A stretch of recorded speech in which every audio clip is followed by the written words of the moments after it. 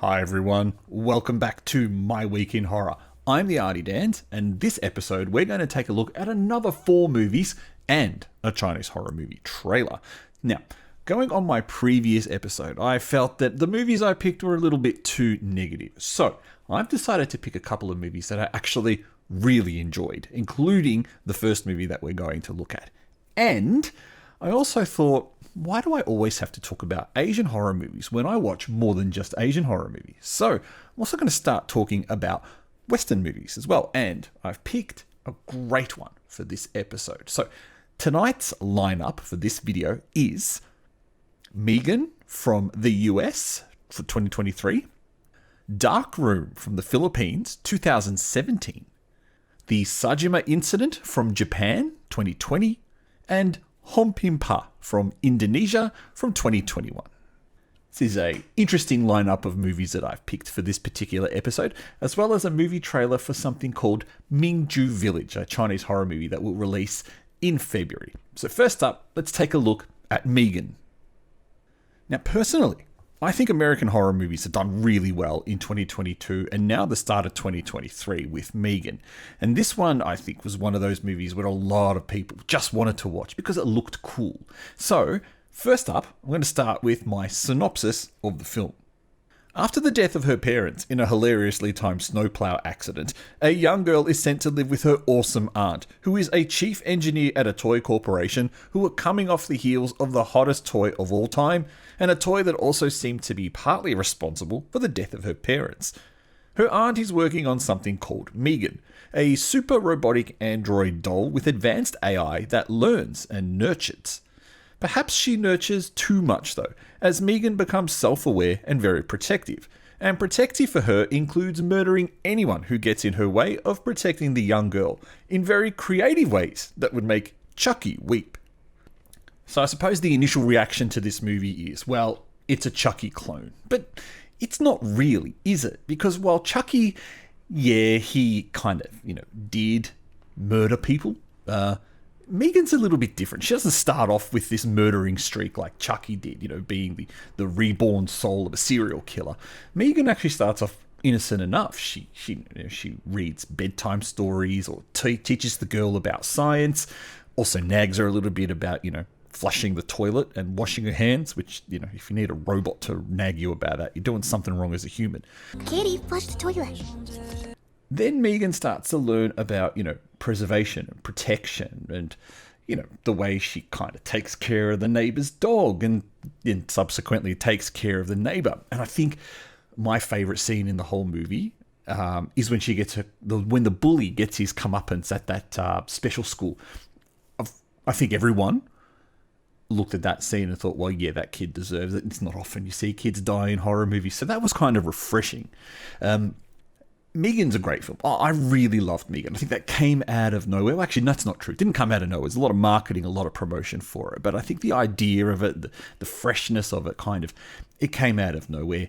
And it's refreshing because I think America has had a great year in horror 2022 with Barbarian, Smile, and people are going to hate me for saying the final Halloween film, but I didn't actually think that final Halloween film was too bad. I'm a Halloween fan, and I thought it ended all right. But M3gan's pretty good. I really liked M3gan. It's not perfect.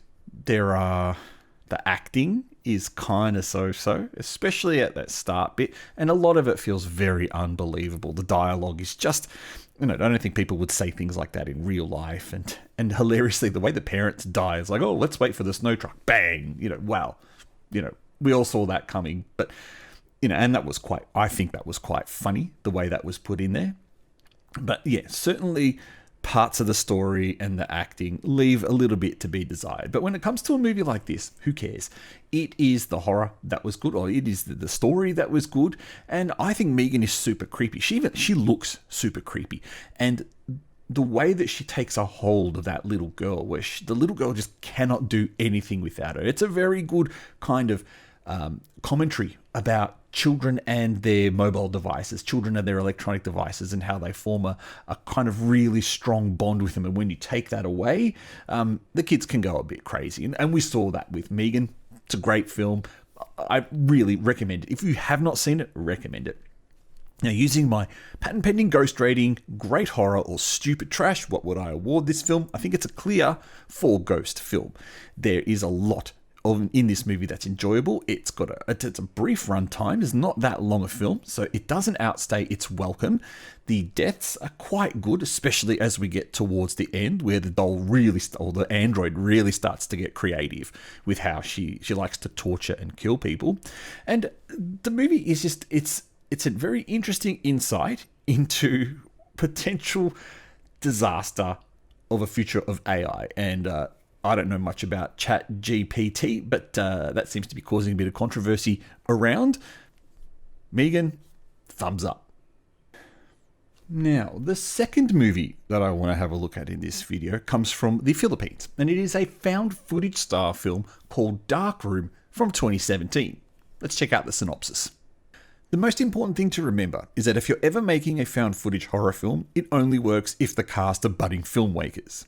With that said, a group of budding filmmakers looking to shoot a documentary about ghost hunting decide to spend the night at a house where a possessed priest killed himself.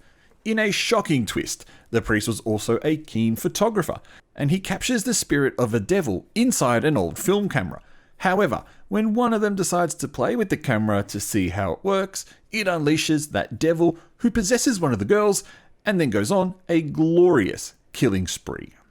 So I don't know about you, but found footage movies, I tend to hate them. And I liked Paranormal Activity and the Blair Witch Project when they first came out, especially the Blair Witch Project, because it was fresh, it was original, and it had that marketing campaign behind it of, oh, this is real. And, it wasn't, but, the marketing campaign was cool. Darkroom takes that found footage format and doesn't really do much with it other than just give everyone more cameras. So now having a big cast means that everyone's got mobile phones, they've got GoPros, they've got normal cameras, and what you've now got is a lot of variety in the shots, which means that you can edit a bit more, and that's probably good for modern filmmaking, because if you watch the Blair Witch Project, you've got a lot of long takes, and while that's exciting and good, it doesn't cut now with modern audiences. But Darkroom takes that concept and does really well with it. Now, the strength of found footage movies are having a cast that is unlikable. Now, you're going to say, why is that a strength? Well, because you need unlikable characters so they can die. And in this movie, I hate to say it, but I think it's Isa, the young girl with this extremely squeaky, high-pitched voice, who has this unhealthy obsession with one of the female characters in the film. So it's built up, or it's implied that she's a lesbian in the film, and she continues on in playing that up throughout the whole film. But it's that really annoying, squeaky voice that she uses throughout the whole film. I'll throw up an example. Ladies and gentlemen, may I introduce to you our guide for today, si Vin. And it makes you think, well, geez, I can't wait till she dies. But on the flip side, it actually makes her a really memorable character, because as I'm sitting back here trying to recount this to you, she's the character that sticks out the most, because she is memorable, because she's quirky. Isa, tama na yan! Hindi! Hindi! Sabihin mo sa kanya na gusto mo pa rin si Maine at galit ka na inagaw niya si Maine sa'yo! Now, the other thing that I mentioned before about having, different types of cameras used here is what you actually get with the end product is a different kind of quality with the film. So you'll get the handy cams where you get nice, beautiful, clear footage. You'll get mobile phone footage used. That's fairly decent. But then you'll get this GoPro footage thrown in that looks a bit kind of, snowy, looks a bit grainy, and it's also a different aspect ratio. So that is one thing that you have to contend with found footage movies. Now, I'm trying to cast my mind back into other Asian found footage movies that I've seen, such as Gonjam Haunted Asylum, and even the Incantation from Taiwan that just was released a few months ago. And I think it's only Incantation that has that kind of difference in the aspect ratios and quality of the cameras that it's used, because it also throws in, laptop webcams as well. Gonjam, I think everyone used the same kind of GoPros all throughout that, so you kind of get a bit of a consistency in the video there. But if you're talking about, what can you compare Darkroom to, Gonjam Haunted Asylum, Incantation, or if you're thinking more American movies, I think The Exorcist crossed with Paranormal Activity, because this film is an exorcism movie. We've got, the girl who gets possessed by, looking at the camera and looking at the photograph in the camera. And what actually is really good about this movie is the brutality of the kills. And they are really unexpected. They come out of nowhere, especially the very first kill. It just kind of happens and you think, wow, I totally was not expecting that. And on top of that brutality, the movie goes from 0 to 10 really quickly. The movie's also not afraid to kill off its cast. So by the end, while you start off with 7 or 8 characters, at the end you only end up with 3. And the way it slowly goes through them, well, actually towards the end it goes through them quite quickly, it's good. It's not afraid to kill off people who are religious, who are just there for a good time, who are innocently caught up in the whole scenario. And one thing I find interesting is that the movie says that really the only way to stop this spirit is with a camera, because praying to God isn't going to get you anywhere. Now, using my patent pending ghost rating, stands for great horror or stupid trash, as you know by now, I'm going to give this movie 3 ghosts. Now, that's an interesting rating for a found footage film, but I think in the end, it's quite enjoyable. It's quite different, and it's good to see a country like the Philippines jumping in and making this style of film. So one I would recommend that you go check out, Darkroom from the Philippines, 2017. And now for the third movie in our video. This one comes courtesy of Japan from 2020, and it is called The Samejima Incident. And it is another kind of found footage POV style movie. So first, let's check out the synopsis. A group of ex-classmates gather for an online drinking and catch-up session, being unable to meet in real life due to the pandemic. We follow Nana, who starts to experience a series of creepy incidents in the apartment she shares with her brother. While online with her friends, one of them retells the story of an adventure a few of them took a few days prior to a haunted location. Now the spirit who resided in that location has been unleashed, hunting the friends as they try to work out how they can stop it. So first, where do we start with this one? Well, it's a pandemic film, so we can probably know straight away that there isn't going to be too much creativity with this one, and it really isn't. It's just a bunch of people sitting in their apartments for the 80-90 minutes in front of their laptops talking via the computer. Think a bit like Unfriended, the American film. I haven't seen that in a while, but I'm pretty sure it's just a whole bunch of people sitting around on their Macs talking via the computer and eventually dying off. So that essentially is what happens in this film. Now, this one's directed by Jiro Nagai. Now, who is this guy, you might ask? Well, he likes to make movies about urban legends, and more recently, he popped out the film Kisaragi Station, which is really good. I really, really enjoyed that film, although a lot of people might say something different. It's actually a really good film, and I recommend that you go see it, and I will cover it on one of these videos in the future. This movie is about something called the Samejima Incident. Now, the whole point of the Samejima Incident is not the actual incident itself, but the name. The people cannot say the name, and if they say the name, that pushes this kind of urban legend along. Think of it as like a Chinese whispers. You say something and it goes to the next person, and that thing kind of follows them. The whole way this thing started was a couple of them were doing some urban exploring in this abandoned building. They come across this creepy location, a couple of creepy incidents, and all of a sudden this spirit attaches to them after they say the Samejima Incident. And well, it then gets passed on through the video, because while they're all sitting around talking about, what they've been up to lately, one of them says Samejima Incident, and then of course, well, all the creepy shit starts to happen. So a lot of these pandemic horror movies were more of a social commentary on what was happening in the pandemic, and this one's no different. This one is about being locked into your apartment with essentially no way out, and that's what happens here in this film. Now, to give a little bit of a spoiler, at the end, when the main character tries to open the front door, there's nothing there. There's just this big void, and she can't leave her apartment. She knows she's stuck there forever. And that's kind of what this movie is implying about the pandemic, that a whole bunch of people were stuck in their apartment. They started to go crazy. They might have ended themselves, and essentially it's the social commentary about this film, just wrapped up in a kind of Japanese-style urban legend.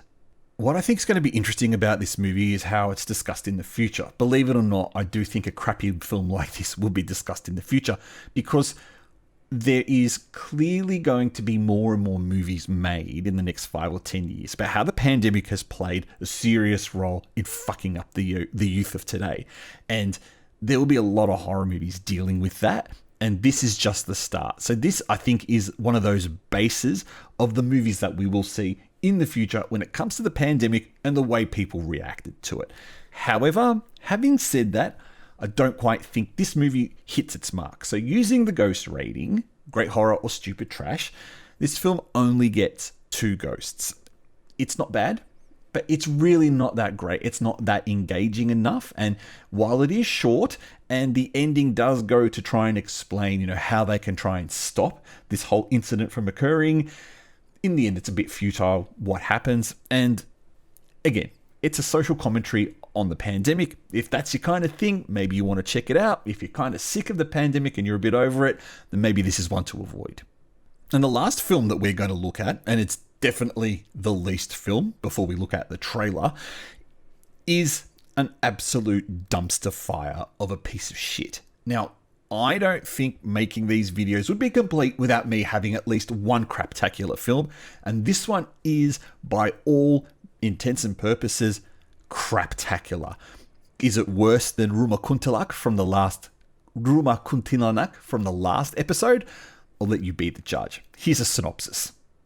A bunch of stupid teenagers are easily and unexplainably forced to play a kids game called Hompimpa, something like rock, paper, scissors but with palms instead, when they receive mysterious text messages from a long dead friend. When I say stupid, I really mean stupid, as they keep playing the game even though they are slowly ending up dead when there are really no consequences to not playing. Queen Bitch Angel manages to survive until the end, where she discovers her bully past has caught up with her. And honestly, all of this could have happened without the need of a movie.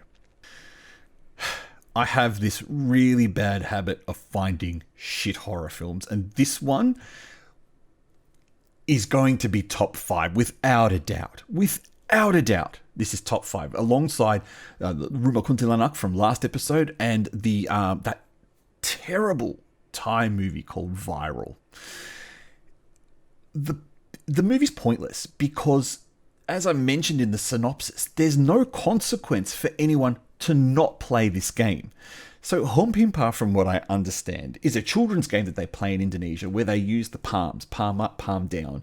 And I can't remember exactly because the movie doesn't explain it. It assumes that you already know what the game is, but I don't explain how you win or lose this game. Maybe someone who's watching this film from Indonesia can explain it to me. Hompimpa alayum gampreng. When there is nothing to give any sense of danger to the movie, other than the teenagers' curiosity about who is sending this stupid text message to them, it's just completely pointless. There is no need for anyone to even look at the first text message they got, which was from their dead friend, and even consider playing the game, let alone following it through all steps through the end of the movie. It's just completely fucking stupid. And whoever wrote the script and whoever reviewed the script should have looked at that and gone, this movie needs a better angle, because why would they play along? What I find really incredulous about this movie is that everyone can get away with everything. Now, I mentioned in the synopsis Queen Bitch Angel, and she really is. She is a manipulative bitch in this film, and she can get away with anything, including murder, as you see in this film. And that's what just makes everything so unbelievable. There is a police officer tracking her, yet he doesn't seem to do anything in stopping her from committing more crimes, committing more murders. Now, she's not the person behind the text messages. That's explained later. And again, another bit that makes no sense. Spoiler. The person behind the text messages is the brother of the girl that's dead. But the girl that's dead is supposed to be all of their friends. And so this is what I find unbelievable, is how they didn't know that the girl had a brother, and how they haven't been keeping in contact with the brother, and how they didn't know that, essentially just how they didn't know that he had a brother. Like, it just beggars belief that Someone looked at this movie and thought, yeah, this is going to make complete sense. Literally the only saving grace is that the fact that the girl who plays Angel it's attractive. That's the only saving grace in this stupid movie. To compound it even worse, acting's horrible. Your friends have died and there's just no emotion the next scene about, oh my God, my friend is dead. I should be really sad and in tears. No, she just continues on her life like absolutely nothing happened. And that not just goes for Angel, but that goes for all the other characters in the movie. They act like the scene that happened before literally didn't happen in their lives. Their friend is dead. They don't care in the next scene. So, that's a result of shooting films out of order. And that's, the way films are shot. You don't shoot a film in an order. You shoot it, based on where you've got locations, when you've got actors available, materials available. So this is where the continuity person and the director need to work together and say, hey, look, in this scene, you've got to be sad because in the previous scene, your friend died. Show some emotion. No one does that in this film. It's a series of 15, 20 scenes just glued together. There's your movie. Give me $5 to go watch it. Fuck you. Catch you on streaming. See you later, Jack. So having said that, now we get to the tough part of actually scoring. And I'm going to break my rule and give it a 0. I know I shouldn't give any movie a 0. I know every movie should at least by a minimum get a 1 ghost, but I cannot recommend this movie at all. Not even if you want to see something shit, I can't even recommend it for that because you will hate it, you will hate me, and you'll just look at this film and go, how in the God's green earth was this ever made? It is shit. Thank you, Indonesia. I thought only China could give us shit movies, but you are definitely taking up that mantle as well. And now, just before we wrap up this video, I would like to end with a review of a trailer. So this one I saw the other day while searching for movie trailers, and I thought, well, hey, I haven't had a horror movie from China in a while. Let's go check this one out. This is called Ming Jue Village. There's hardly any information about it in the usual sources, so we just kind of have to infer what's going on. Let's check out the trailer together.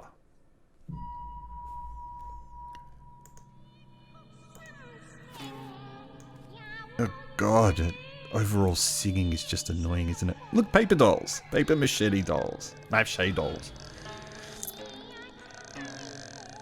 Oh, and the throat gurgling from the ring. So this is clearly one of those Chinese horror movies set in ancient times. They seem to be doing it a lot with their horror movies now.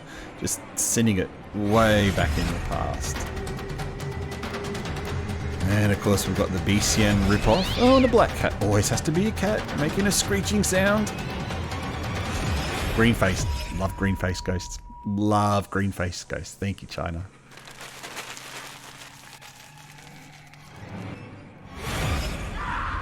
Yeah, not sure about it. Paper dolls as well. I don't know about you, but that just looks stupid. But you come to expect that from China. You just expect utter shit horror films, and that's just going to be no different. That movie comes out on the 17th of February, theatrically, apparently, in China. Clearly, they're desperate for movies theatrically, if that's going to get released. I'll give it about a 2-week run. It'll make no money. It'll come on streaming. People will laugh at it. Let's take a guess about how it will end. I don't think it'll be someone's dream. I think there's probably some weirdo shaman that's able to... he can't control the paper dolls because that would be supernatural and that wouldn't be allowed. I'll have to think about this more. But Ming Jue Village... perhaps trying to ride the coattails of those village movies from Japan, but you're never going to get there, China. And that's just probably going to be more funny than scary. Still, check it out when it comes out. Thank you for watching this episode of My Week in Horror. I hope you've enjoyed the 4 movies that we looked at, including the trailer as well. Now, as always, throw some recommendations in the comments below. Last episode, I got a couple of very good recommendations, so I'm in the process of trying to find those movies and watch them, and then we can talk about them on this particular program. Otherwise, let me know what you thought of M3gan. Let me know what you thought of Darkroom. Let me know what you thought of the 2 shit movies we looked at, Hompimpa and the Samejima incident. If you've seen any of them, if you want to see them, let me know in the comments. Otherwise, like subscribe, and I'll catch you next time. Thank you, I am the Artie Dans, and this was My Week in Horror.